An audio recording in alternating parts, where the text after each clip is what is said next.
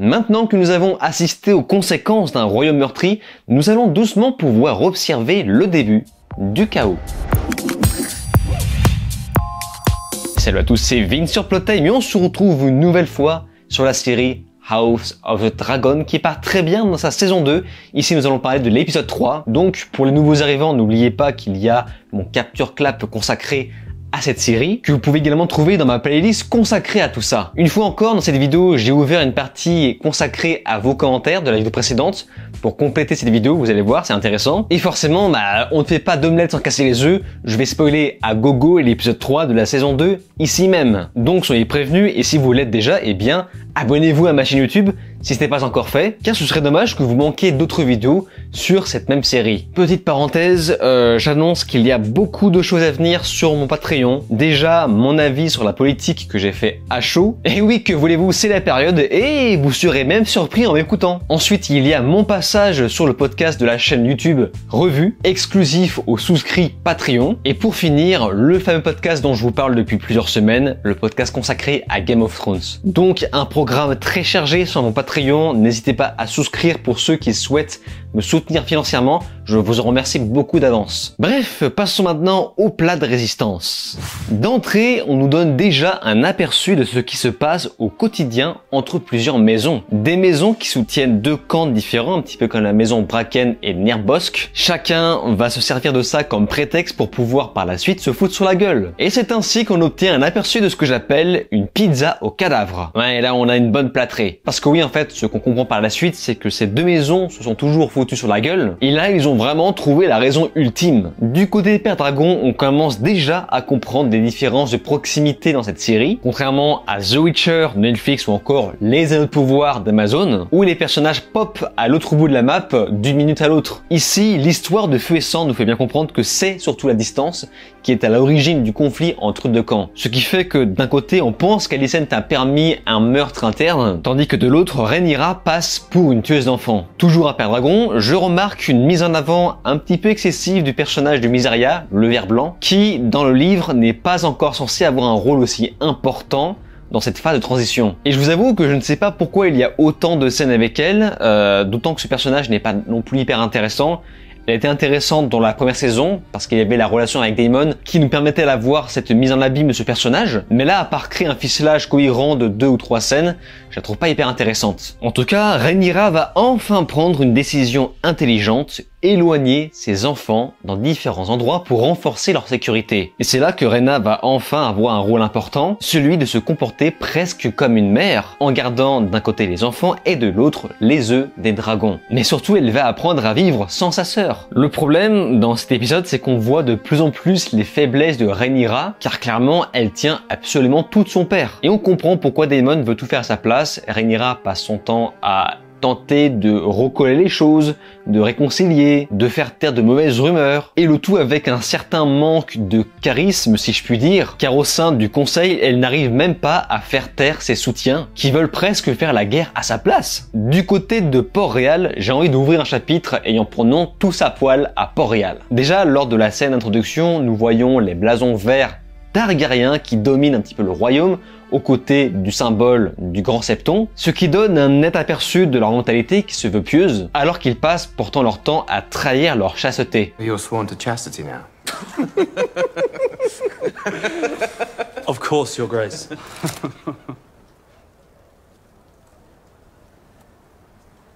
Yes, Your Grace. De son côté, Criston Cole va faire de son mieux pour assumer son nouveau rôle de main du roi, donc se sentir responsable, mais on le voit très clairement pas à l'aise du tout. D'ailleurs au passage, il répond à une question que je me posais tout seul. Il porte un collier en forme de main pour remplacer en quelque sorte la broche de main du roi qu'il ne pouvait de toute façon pas épingler sur son armure. Il va faire de son mieux pour poser de nouvelles stratégies avec intelligence, et d'ailleurs dans cet épisode ce n'est pas la seule fois qu'il fera preuve d'intelligence, mais à côté on remarque qu'Aegon se laisse guider très passivement, presque de la même façon que son père, et c'est vraiment deux familles. Pour lui, peu importe l'opération du moment qu'il y a du sang. Depuis le début de cette saison, on met beaucoup l'accent sur le conflant. Visiblement, c'est la clé pour remporter Harrenhal. Une grosse bataille bien juteuse s'annonce donc dans cette zone. Plus tard, Alicent nous présente son frère, Gwaine Hightower, qu'on avait, rappelez-vous, très brièvement aperçu dans le tournoi de l'héritier dans le premier épisode de la saison 1, et cette fois-ci, il souhaite se joindre à la bataille. Et c'est dans cette même scène que je remarque une chose par rapport à Criston Cole, c'est que j'ai l'impression qu'il éprouve des sentiments plus forts qu'Alicent, qui elle a l'air de l'utiliser presque comme un objet, sentiment qu'il avait déjà ressenti par le passé avec Rhaenyra. Sauf que les sentiments que Rhaenyra avait pour lui étaient bien réels, alors que pour Alicent ça a plus l'air d'être un coup d'un soir, ou de 2 soirs, ou 3 soirs même. Tout ça pour dire que le fait de changer de camp ne l'a pas épargné de l'inévitable.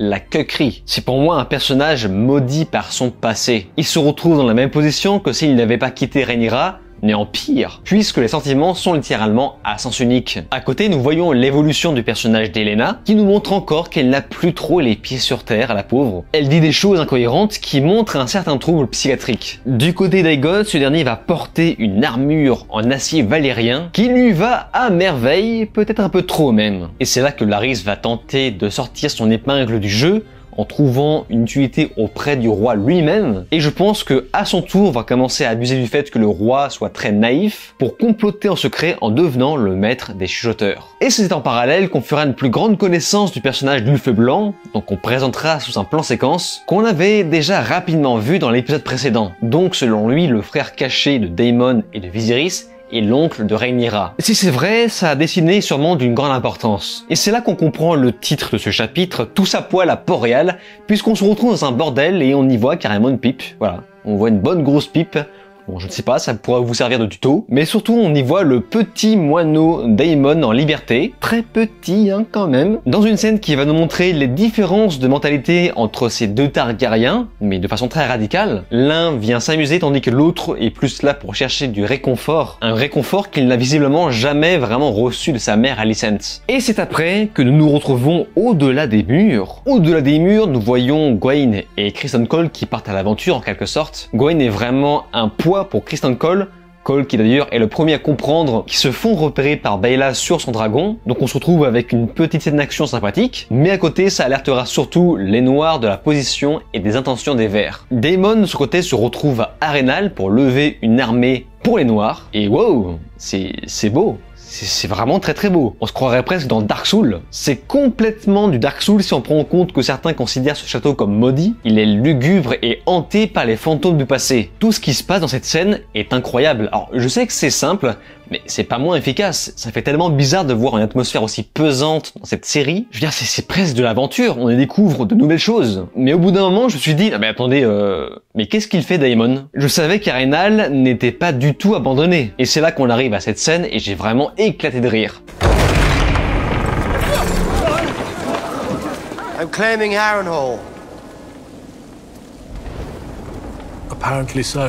Alors c'est très amusant, mais ça nous montre surtout que cette maison est très affaiblie depuis le délabrement du château. Et on va par la suite obtenir une information intéressante, Larys Fort, qui apparemment ne fait plus vraiment partie de ce château. Il a été en quelque sorte rejeté par sa famille. D'ailleurs, dans ce même lieu, on y verra Alice Rivers. Je ne sais pas pourquoi on m'a cassé les noix dans ma vidéo précédente à me dire que Alice Rivers c'est la prostituée qui réconforte Aemon. Sauf que je voyais très bien que ce n'était pas la même actrice vue sur le casting. Et c'est pour ça que je n'ai rien dit, j'ai vraiment laissé les gens parler. Bon là, c'est sûr que c'est la même actrice. En plus, son look se rapproche beaucoup de celui du livre, c'est-à-dire qu'elle a les cheveux très noirs, longs et lisses, et ce qui confirme le fait qu'il s'agit bien d'Alice Rivers, parce que je crois pas qu'elle prononce son nom. Daemon va se retrouver dans une vision très étrange, où on y verra d'ailleurs Millie Alcock reprendre son rôle de Rhaenyra jeune, et j'avoue que c'est plutôt inattendu, et pas très utile aussi. Mais cette phase métaphysique de Daemon est importante pour appuyer sur les soupçons visant à faire croire qu'Alice Rivers possède des pouvoirs. Et avant de commencer cette saison, je me suis posé la question de si oui ou non ils allaient prendre la liberté d'ajouter du mysticisme avec ce personnage. Je me suis vraiment dit qu'à leur place, c'est ce que j'allais faire, et là c'est exactement ce qu'on a vu, avec cette vision qui montre en quelque sorte la potentielle future mort de Daemon près de l'arbre, même si évidemment nous ne sommes sûrs de rien, mais je ne pense pas que cette scène aurait été posée là par hasard. Et l'épisode se termine sur ce qui me donne envie de faire un petit coup de gueule, très petit, sur cette scène de fin, qui m'a semblé extrêmement tirée par les cheveux où Rhaenyra va se TP littéralement à Port-Réal, déguisée en Septa, what the fuck. Mais vraiment c'est Je vous ai parlé du respect, des distances dans la série, ce qui provoque des conflits. Là, on la voit se TP directement à Port-Réal, enfin bref. Mais surtout, en misant sur le fait qu'Alicent ne crie pas. Voilà, il y avait littéralement une chance sur 10 pour qu'elle ne crie pas. C'est un petit peu abusé. Et surtout pour nous proposer cette scène où, enfin, à part nous donner quelques informations qu'on savait déjà, nous faire comprendre que les deux ne sont pas si méchantes, enfin, c'est bon quoi, on avait compris. Mais surtout, enfin, c'est bon quoi, c'est trop tard maintenant, c'est la guerre. Je ne comprends pas l'intérêt de continuer de tourner autour du pot comme ça, à essayer de revenir en arrière en exposant des scènes comme ça, complètement absurde, qui n'existe d'ailleurs pas dans le livre, ni dans aucun autre témoignage. Cette scène n'a servi à rien d'autre que de faire comprendre à Alicent qu'elle s'était trompée sur les derniers mots de Viserys, mais vraiment, c'était tellement pas important et risqué pour rien. La reine prend autant de risques pour rien. Alors apparemment, c'est pour éviter la guerre, mais c'est inévitable.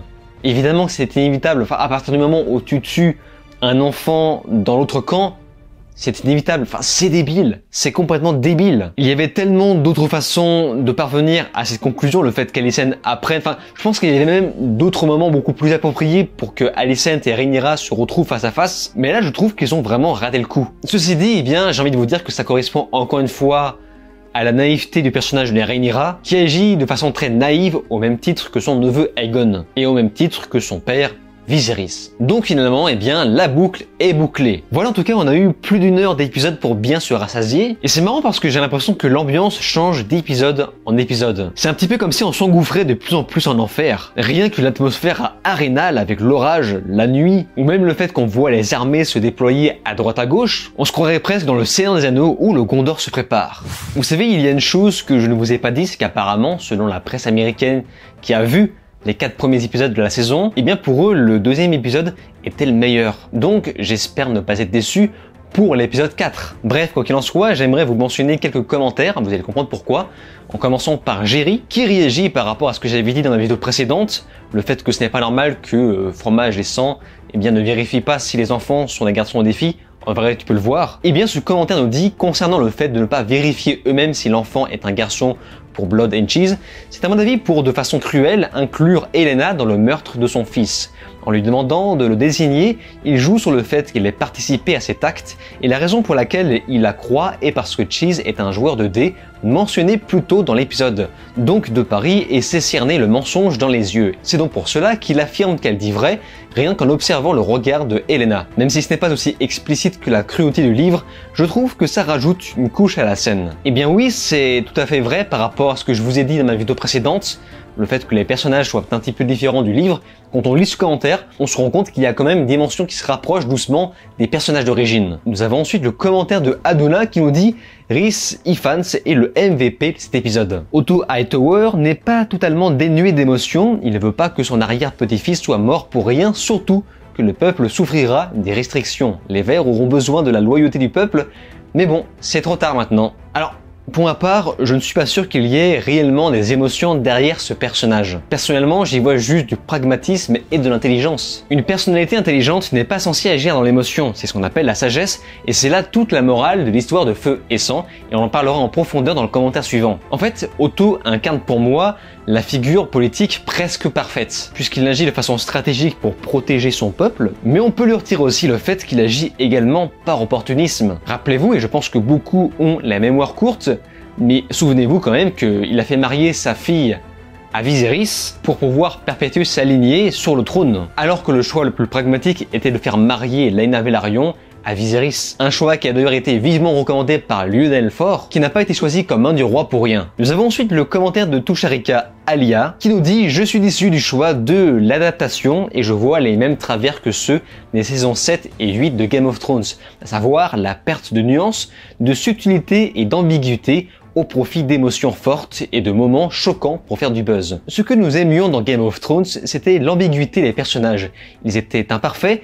Viserys a su retranscrire ça dans son rôle et d'ailleurs J.R.R. Martin l'a félicité pour ça. Sauf que maintenant ils veulent faire des Verts les victimes pour que les deux camps s'affrontent sur les réseaux et ils veulent salir Daemon parce qu'ils n'étaient pas contents que nous aimions un pervers narcissique. Et ils veulent préserver Rhaenyra pour maintenir la sympathie des Noirs. Les hommes sont devenus faibles ou mesquins et les femmes sont fortes et abusées par des hommes. C'est le féminisme. Bref, Flemme de toute cette merde, même si ça reste grandiose, ils vont trouver le moyen de gâcher cette magnifique œuvre. Je suis dégoûté. Eh bien, mon gars, je ne suis pas trop d'accord avec toi, si ce n'est pas du tout d'accord, et je pense que je vais carrément ouvrir un chapitre sur ça, car je trouve que ce commentaire force un tout petit peu beaucoup, et d'ailleurs, des commentaires comme ça, il y en a tout un tas dans les vidéos. Déjà, ce commentaire part un petit peu dans tous les sens, et en conclut par « Merci le féminisme ». Voilà, bravo le veau. Et je vais donc devoir mettre mon grain de sel. Déjà, dire que les femmes sont irréprochables dans cette série, c'est faux, parce que Alicent, par exemple, on a bien vu dans l'épisode précédent, en tout cas si on avait regardé ma vidéo analyse sur ça, on a bien vu qu'Alicent n'est pas un personnage irréprochable. Le fait qu'elle choisisse de succomber à son péché, donc le fait de partir dans les bras de Criston Cole au lieu d'aller réconforter son fils, alors que cette action était en partie responsable de la perte de son petit-fils, est une preuve que tous les personnages de cette foutue série ont leur foutu démon. En revanche, le seul personnage féminin irréprochable ici, c'est celui de Rhaenyra. Et encore, c'est un peu différent, c'est juste que son traitement est différent. Comme je l'explique dans ma vidéo précédente, Rhaenyra, son défaut, c'est qu'elle se laisse trop animer par ses émotions, tout comme son père. En fait, Rhaenyra est irréprochable d'un point de vue moral, mais d'un point de vue pragmatique, encore une fois, on y revient, eh bien, elle a tout faux. Finalement, elle est quand même un petit peu responsable du meurtre de Jaehaerys Targaryen du côté des Verts. Et pourquoi? Eh bien parce qu'elle choisit de tuer Aemon sur une décision prise par émotion. C'est juste un personnage sur lequel on s'identifie beaucoup en termes de morale pure. Par contre, en termes de politique, on n'est carrément pas fait pour cet univers. Et on voit bien que la politique recherche des gens très solides comme Otto Hightower. Et c'est là qu'on revient à cette fameuse morale de feu et sang. On dirige par pragmatisme et non par émotion. Ce que sont les Targaryens, que ce soit du côté des Noirs ou des Verts, vous savez par exemple, Aegon, lui, agit également par émotion en choisissant de faire de Criston Cole sa main. C'est tout l'intérêt de l'histoire de Feu et Sang. Je vois beaucoup de commentaires visant à théoriser sur le fait que les scénaristes ont pour objectif de rendre les femmes parfaites et de faire des hommes blancs les salauds. Alors déjà, pardon, je veux dire, les Velaryon, Vaemon étaient sympas ce mec. Pour le coup, avec ce personnage, on est à la limite du manichéisme. Et pareil avec Corlys, le fait qu'il voulait donner sa fille de 12 ans comme épouse à Viserys, ou même le fait qu'il renie l'homosexualité de son fils, c'est encore un personnage qui va créer la fracture entre la morale et le pragmatisme. En fait, je me suis rendu compte que ces gens-là ne s'appuient que sur quelques exemples qui sortent du lot, comme par exemple l'acte meurtrier de Daemon dans le premier épisode de la saison 2, tout en oubliant le fait quand même, je le rappelle, que Daemon a toujours été un psychopathe dès le premier épisode de la saison 1. Rappelez-vous de la scène de la purge dans la ville où il mutile des gens sans procès. Ou encore, et ça j'ai l'impression que tout le monde l'a oublié, mais le fait qu'il éclate la face de son ex-femme. Je veux dire, c'est... Enfin, vous avez oublié ça? Il éclate sa face après l'avoir rendu handicapé. Même le fait qu'il chope Rhaenyra par la gorge, ce mec est un psychopathe, il a toujours été. Donc je vois pas pourquoi ça vous choque le fait qu'il prenne la décision de tuer un enfant. Un enfant qui plus est n'est pas dans son camp. Donc voilà les gars, je suis pas d'accord pour dire que, regardez, on a une volonté de rabaisser les hommes blancs pour valoriser les femmes et les hommes de couleur. D'autant que ces gens oublient également la présence de personnages masculins valeureux dans la série, un petit peu comme Harold Westerling ou même Jaehaerys Velaryon, qui est présenté comme un Jon Snow 2.0. Et prochainement, on aura peut-être Cregan Stark, en tout cas si on lui accorde un peu plus de temps à l'écran, pas dans cette saison apparemment, mais au moins dans la saison 3 j'espère. Donc voilà, vraiment arrêtez de vous prendre la tête, la série ne cherche pas à vous manipuler par rapport à ça, c'est safe et je sais de quoi je parle puisque j'ai lu le livre. Bien, nous pouvons maintenant conclure. Donc voilà, c'était un épisode très long et vous savez, je me suis levé plus tôt ce matin pour être sûr d'avoir le temps de travailler dessus. Et malgré ça, j'ai mis encore plus de temps à prendre des notes. Et j'avoue que c'était pas non plus l'épisode le plus palpitant. C'était surtout un épisode de préparation pour la future grosse bataille à venir. Mais encore une fois, je crois que c'est la première fois que je suis vraiment déçu d'une scène dans la série. Je trouve que là, ça y est, on commence un petit peu à perdre du temps en le proposant des scènes pas très utiles, tandis qu'il y a beaucoup de choses à raconter et très peu d'épisodes. Mais vu ce que dit la presse, le fait qu'apparemment parmi les 4 premiers épisodes, le meilleur est le second, eh bien, je sais pas trop à quoi m'attendre pour la suite. Donc je crois qu'il faudra vraiment attendre l'épisode 5 pour que ça bouge une bonne fois pour toutes, ce qui marquera le début de la seconde moitié. En tout cas, si vous avez des analyses à ce sujet, n'hésitez pas à m'en faire part dans les commentaires, j'y serai attentif et peut-être que je mettrai en avant ceux qui me paraissent les plus pertinents dans la vidéo suivante. En tout cas si j'en fais une. Les autres, n'oubliez pas que de nouveaux contenus seront disponibles sur mon Patreon, notamment mon avis sur la politique, mais ça, c'est secret, ça reste entre nous. Sur ce, abonnez-vous à ma chaîne YouTube, je vous dis alors ciao et à la prochaine.